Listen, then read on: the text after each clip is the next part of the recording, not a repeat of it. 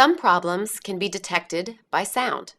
This video will highlight those sounds. 1. A grinding or rattling sound can be heard when the dishwasher is running without water. This can sometimes occur when the dishwasher is new.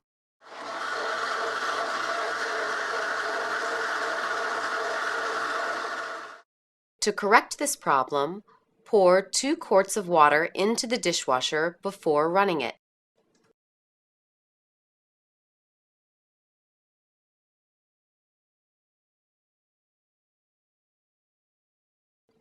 Verify that the water valve under the sink is turned on.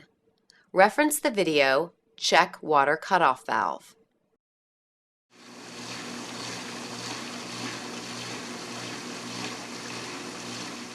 2.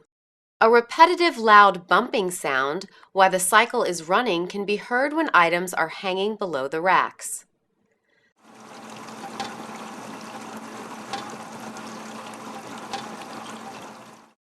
The sound comes from items hitting the rotating spray arm.